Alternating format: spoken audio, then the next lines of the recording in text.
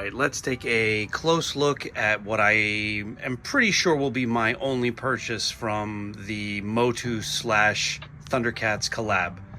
We'll take a quick look at Battle Cat Man. No, I'm not pretty sure. I'm sure this will be my only purchase from that from this line. I am really trying to make an effort to scale back what I collect, and very recently the rule I laid down for myself is that I'm going to swear off these kind of shameless collaborations. It took me like 25 figures in to make that decision with the MOTU / Ninja Turtles line, but no, that's it. Like, I have to put my foot down. Besides it being a moment culturally where there is such an emphasis on nostalgia bait, I mean, culturally right now we're living through a moment where there is zero imagination. They just refuse to do anything other than keep fishing back in that pond of, you know, aging Gen Xers. You know, the TMNT MOTU thing, the transforming, like an Ecto-1 that turns into a transformer. The DeLorean from Back to the Future turning into a transformer.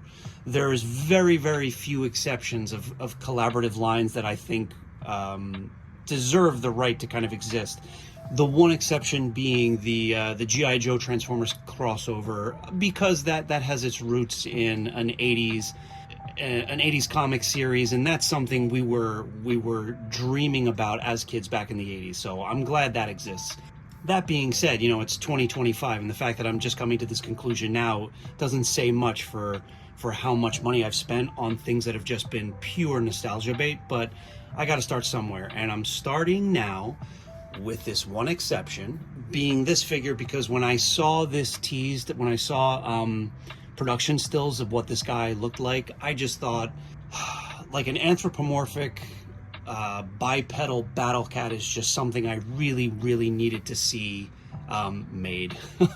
It's the only one I'm getting because going back to that, getting back up on my soapbox about the void of innovation, the Thundercats toy line and the Masters of the Universe toy line, there's just not a lot of divergence there. They actually, thematically and aesthetically, are so similar to begin with that they thought that the clashing of those two things would make something really like, I don't know, interesting. And from what I've seen, with the exception of this guy, it's not at all. I passed up a Lion-O figure that I just saw hanging on a peg at a Target because it was just boring. I mean, that's it. Like, that's the best descriptor of it. It's just boring. It just looked like a Lion-O figure that was done with the Origins articulation. I do not have enough shelf space to keep packing them with things that are just so clearly mailed in. Anyway, I'll stop whining. I'm happy that I got this guy, but it will begin and end with this figure. Although I do like seeing Battle Cat square off with Beastman. That's pretty nice. Anyway, I think I know exactly what to expect with this guy, but let's get him out of the box and see what he's all about. And here he is out of the packaging. Looking pretty sweet. I like this. Let's talk about it. And before we get started, he does come with a little mini comic called Third Eternia. I'll probably get around to reading it at some point. But yeah, putting that aside and just looking at him as a newly designed iteration of Battle Cat, he definitely justifies his existence. There you go. That's a little bit better lit. So yeah, he's got he's made of a softer plastic or rubber. The ears are very malleable. There's a lot of nice detail picked out in the face, which is very kind of sharply sculpted. I love all the fraying fur on the sides of his cheeks there.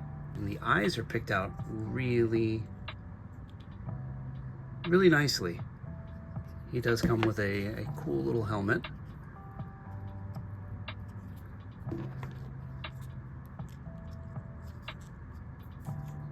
And he also comes with these claws that fit over top his hands. The gauntlets are very, very soft.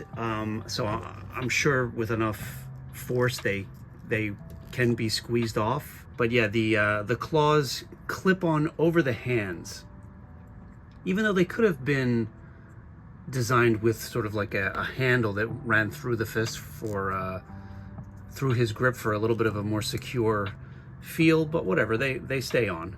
He does have the basic Origins articulation. I never spend time going over that because it's the same on all of these figures. They recycle as much as they possibly can for these figures, which again, which is nothing new. So I don't want to say it like all the toy lines from the 80s were completely original and sculpted from scratch, every character. That's obviously not the case. He does have the 2 pegs on the back here, so that I guess other figures from this line, I'm assuming, come with shields and other pieces of armor that peg in, just like the Turtles of Grayskull line did. I'm pretty sure the turtle shell shields would fit perfectly on that. But he looks as good as I had hoped. And it really, I kind of think it just boils down to, it's a reimagining of Battle Cat, and we've never gotten Battle Cat in any form, anything like this. So I'm happy it exists. And just to round out his journey, where he began and where we're at right now. And actually now putting them side by side, they really did get the green and the color of the stripes pretty much spot on. The stripes on Battle Cat Man are a little brighter. This duo, just seeing these two next to each other, does make me happy. This was always going to be something that I displayed with my Origins line. So yeah, he's not going to adorn some shelf of the other figures from this crossover line. He is his own thing, and I love him for it. And that's it. This will be the last MOTU / Thundercats figure I ever need to get. And that's just a very quick look at Battle Cat Man from the latest Nostalgia Bait line, trying to suck more money out of us.